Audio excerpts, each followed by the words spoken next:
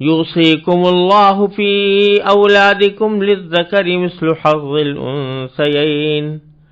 فإن كن نساء فوق اثنتين فلهن ثلثا ما ترك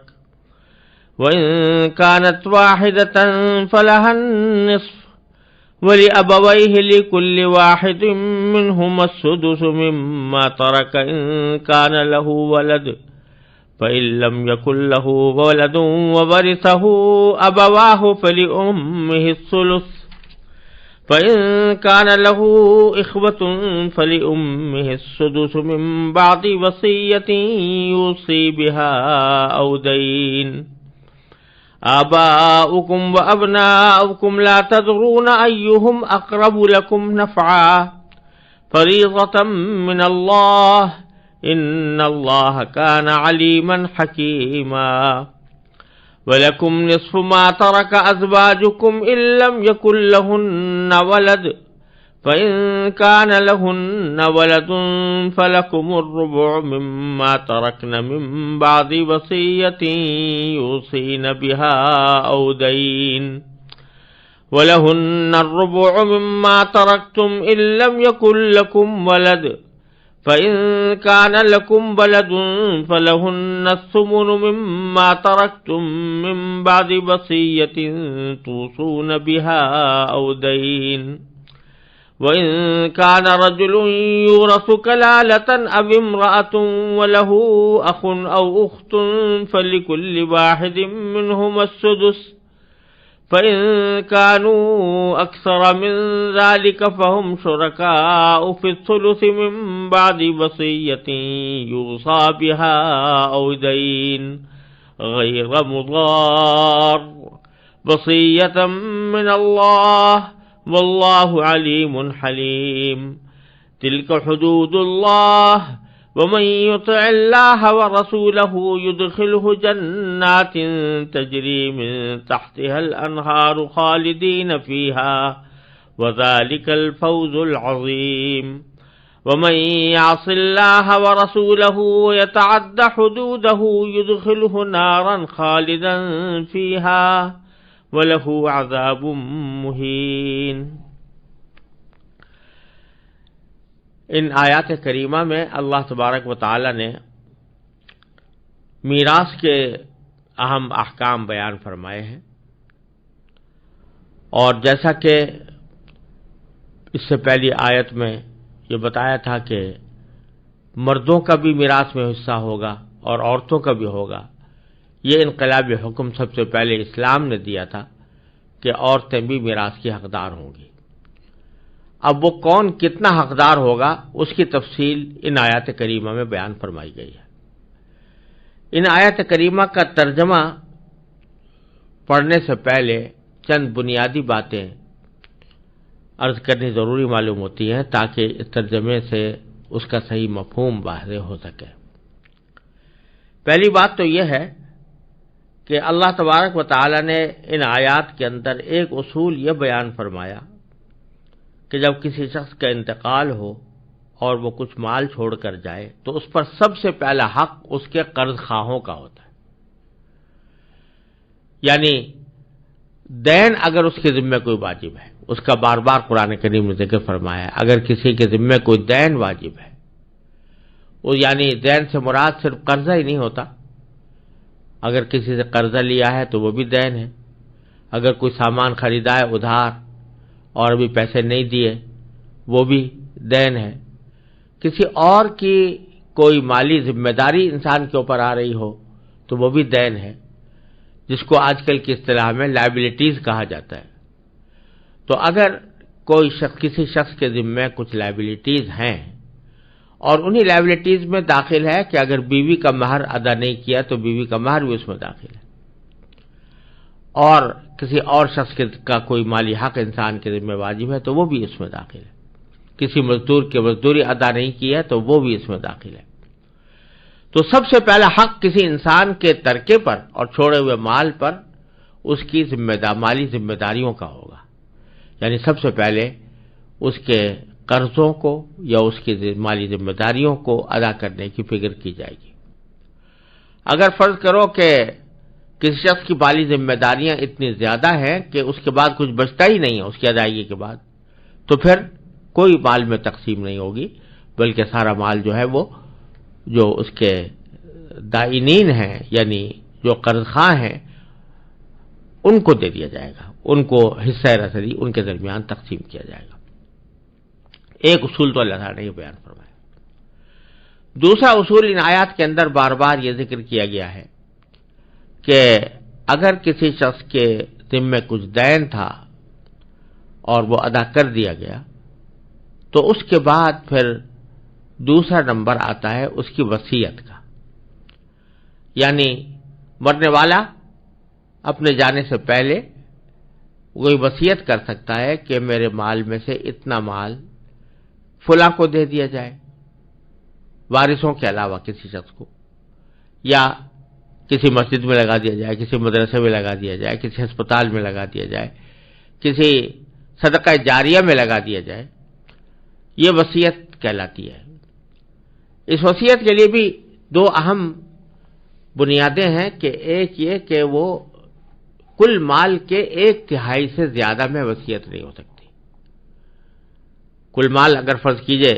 100 روپے ہے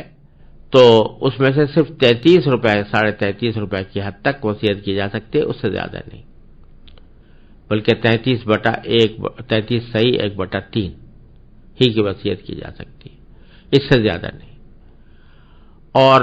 یہ جو وصیت ہے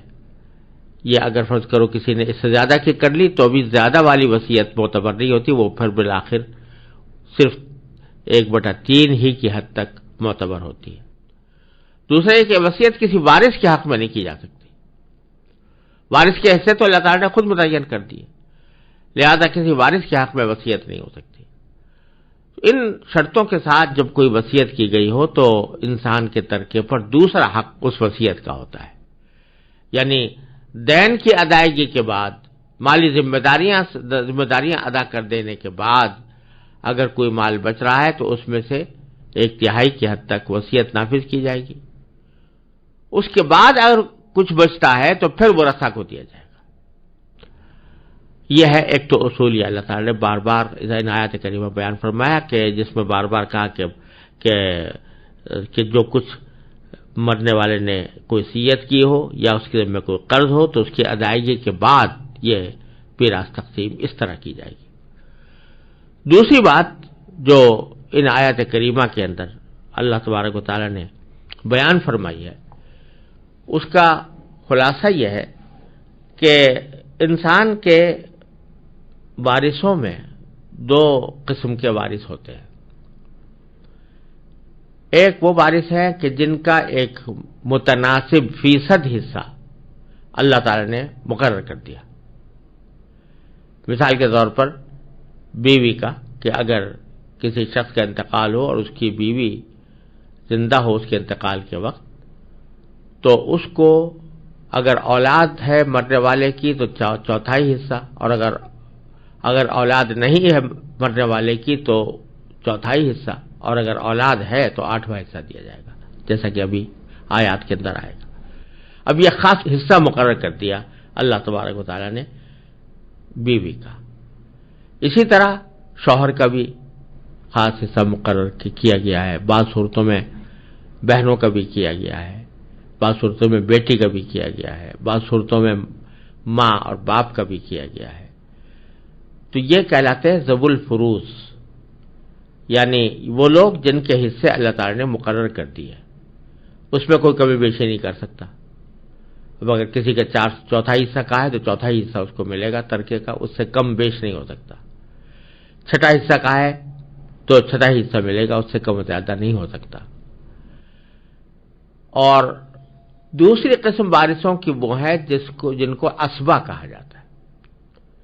یہ عام طور سے وہ وارث ہیں جو یا تو مذکر ہیں بذات خود یا مذکر کے واسطے سے میت کے ساتھ منسوب ہے، ان کو بھی اسبات میں شامل کیا جاتا ہے۔ ان کا حکم یہ ہوتا ہے کہ جب ذوی الفروض کو ان کے حصے دے دیے گئے تو اس کے بعد جو کچھ بچے وہ ان اسبات کو دیا جاتا ہے، اور اس میں یہ اصول ہے کہ اگر اسبات میں مرد بھی ہوں اور عورت بھی ہو تو مرد کا حصہ دوگنا ہوگا عورت کے حصے سے۔ فرض کرو کہ اگر کسی شخص کے ایک بیٹا اور ایک بیٹی ہی ہے تو اس صورت میں اس کے مال کے 3 حصے کیے جائیں گے، 2 حصے بیٹے کو اور 1 حصہ بیٹی کو دیا جائے گا۔ تو یہ اللہ تبارک و تعالیٰ نے طریقہ کار رکھا ہے کہ جن کے حصے مقرر کر دیے گئے ان کو وہ حصے دیے جائیں، اور ان کو دینے کے بعد جو کچھ بچے وہ سارے اسبات کے درمیان تقسیم کیا جائے، اس طرح کہ مرد کا حصہ عورت کے حصے کے مقابلے میں دوگنا ہو۔ تیسری بات جو ان آیات کریمہ میں اللہ تبارک و تعالیٰ نے خصوصی طور پر اصولی طور سے بیان فرمائی ہے وہ یہ ہے کہ جن لوگوں کے حصے اللہ تبارک و تعالیٰ نے مقرر کر دیے، جتنے مقرر کر دیے، نہ کسی حصے دار کو کوئی حق پہنچتا ہے کہ اس پر اعتراض کرے کہ میرا حصہ کم کیوں کیا گیا ہے، میرا فلاں کا حصہ زیادہ کیوں کیا گیا، نہ مرنے والے کو یہ اختیار ہے کہ اس حصے میں کوئی کمی بیشی کرے اور یہ کہے کہ بھئی مثلا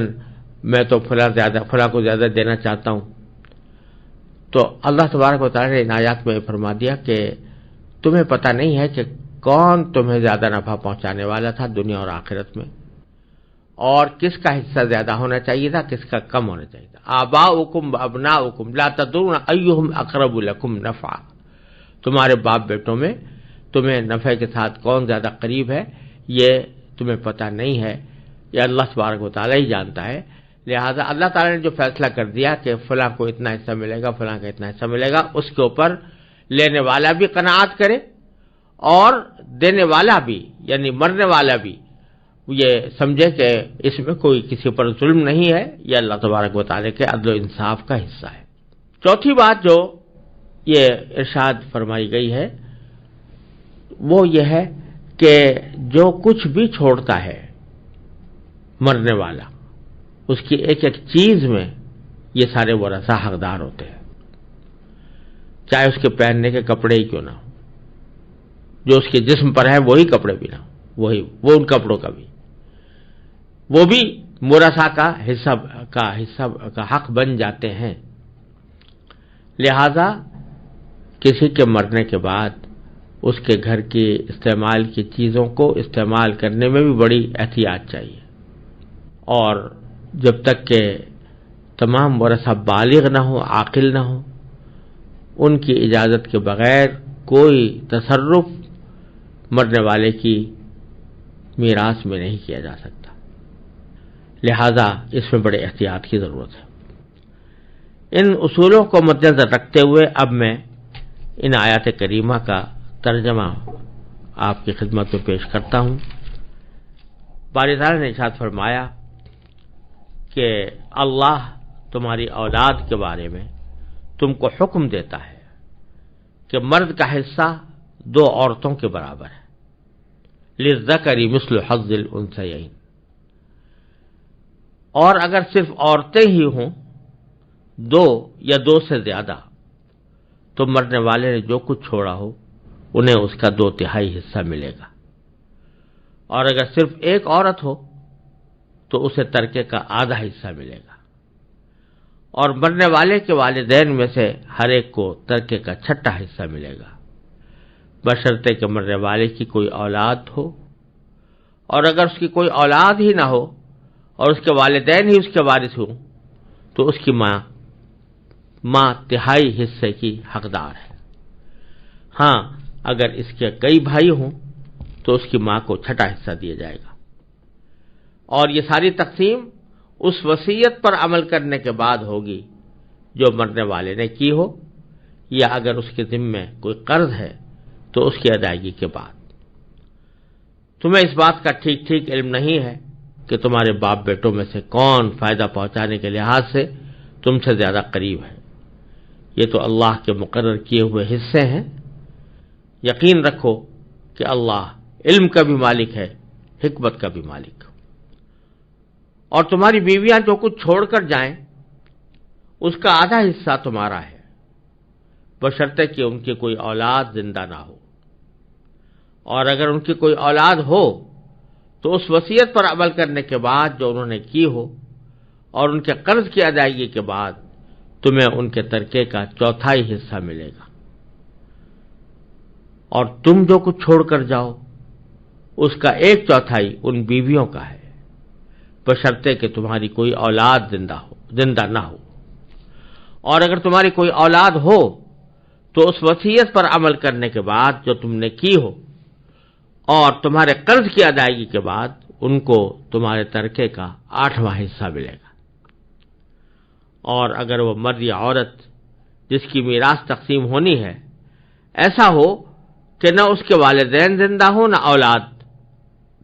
اور اس کا ایک بھائی یا ایک بہن زندہ ہو، تو ان میں سے ہر ایک 6 حصے کا حقدار ہے، اور اگر وہ اس سے زیادہ ہوں تو وہ سب 1/3 میں شریک ہوں گے، مگر جو وصیت کی گئی ہو اس پر عمل کرنے کے بعد اور مرنے والے کے ذمے جو قرض ہو اس کی ادائیگی کے بعد، بشرطے کہ وصیت یا قرض کے اقرار کرنے سے اس نے کسی کو نقصان نہ پہنچایا ہو۔ یہ سب کچھ اللہ کا حکم ہے،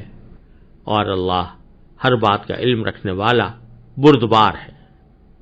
یہ اللہ کی مقرر کی ہوئی حدود ہیں، اور جو شخص اللہ اور اس کے رسول کی اطاعت کرے گا وہ اس کو ایسے باغات میں داخل کرے گا جن کے نیچے نہریں بہتی ہوں گی، ایسے لوگ ہمیشہ ان باغات پر رہیں گے، اور یہ زبردست کامیابی ہے۔ اور جو شخص اللہ اور اس کے رسول کی نافرمانی کرے گا اور اس کی مقرر کی ہوئی حدود سے تجاوز کرے گا، اسے اللہ دوزخ میں داخل کرے گا جس میں وہ ہمیشہ رہے گا، اور اس کو ایسا عذاب ہوگا جو ذلیل کر کے رکھ دے گا۔ ان آیات کریمہ میں اللہ تبارک و تعالی نے مختلف رشتہ داروں کے مختلف حصے بیان فرما دیے ہیں، اور چونکہ ہر حصے کے ساتھ یہ بتلایا گیا تھا کہ سب سے پہلے تو دین ادا کیا جائے گا، پھر اگر کسی نے کوئی وصیت کی ہوئی ہے تو اس وصیت کو نافذ کیا جائے گا، یعنی اس وصیت پر عمل کیا جائے گا۔ تو آخر میں اللہ تبارک و تعالی نے اس وصیت کے بارے میں یہ ہدایت بھی عطا فرما دی کہ وصیت جو شخص کر رہا ہے اس سے اس کو کسی کو نقصان پہنچانا مقصود نہ ہو۔ اس کا مطلب یہ ہے کہ مثلا کوئی شخص مرنے سے پہلے اپنے وارثوں سے ناراض ہے اور وارثوں سے اس کا دل نہیں ملتا، مثال کے طور پر اس کی وارث ہونے والی ہے اس کی ایک بہن، اور یہ اس صورت میں ہوتا ہے جبکہ اولاد نہ ہو، یا اگر بعض صورتوں میں اولاد کی صورتوں میں بھی بہن وارث ہوتی ہے، بعض صورتوں میں نہیں ہوتی، تو بہن اگر وارث ہے اور بہن سے جھگڑا ہے، اسے دل نہیں ملتا، تو خواہش نہیں ہے کہ بہن ہمارے مال میں سے کچھ زیادہ مال وصول کرے، ایسے موقع پر اس کو نقصان پہنچانے کے لیے، یعنی اس کا حصہ کم کرنے کے لیے ایک بہت بڑی وصیت کسی کے لیے کر دی کہ بھئی میرے مال میں سے 1/3 آپ فلاں کو دے دینا، وہ جو وارث نہیں ہے اس کے لیے وصیت کر دی۔ تو اس فلاں سے کوئی خاص ہمدردی نہیں تھی، یا اس کو دینا بذات خود کوئی مقصود نہیں تھا، لیکن مقصد یہ تھا کہ میری بہن جس سے میری لڑائی ہے وہ میرے میراث میں سے اتنے زیادہ پیسے نہ ملیں، اس کم پیسے ملیں، تو یہ ضرر پہنچانے کی ایک صورت ہے، نقصان پہنچانے کی صورت ہے۔ تو قرآن کریم کہتا ہے کہ وصیت کرنے کی تو تمہیں اجازت دی گئی ہے، لیکن اس کی شرط یہ ہے، اس کے جواز کی شرط یہ ہے کہ تم اس کے ذریعے کسی کو نقصان نہ پہنچاؤ۔ اور بڑا خوبصورت جملہ آگے استعمال فرمایا، وصیۃ من اللہ، تم تو اپنی وصیت کو لیے پھرتے ہو، اصل تو وصیت اللہ کی ہے، اور اللہ کی وصیت یہی ہے کہ جو حصے جس کے مقرر کیے گئے ہیں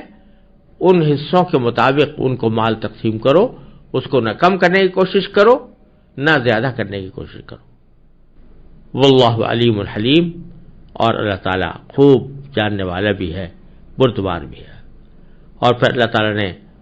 یہ جو احکام بیان فرمائے ہیں تو اپنی عادت جاریہ کے مطابق آگے پیچھے اس کے دنیا آخرت میں نتائج سے متعلق بھی تنبیہ فرمائی ہے کہ جو اللہ اس کے رسول کی اطاعت کرتا ہے اللہ تعالیٰ اس کو جنت میں داخل کرے گا، اور جو نافرمانی پر عمل کرتا ہے، اللہ تعالیٰ کی مقرر کی ہوئی حدود کو سے تجاوز کرتا ہے،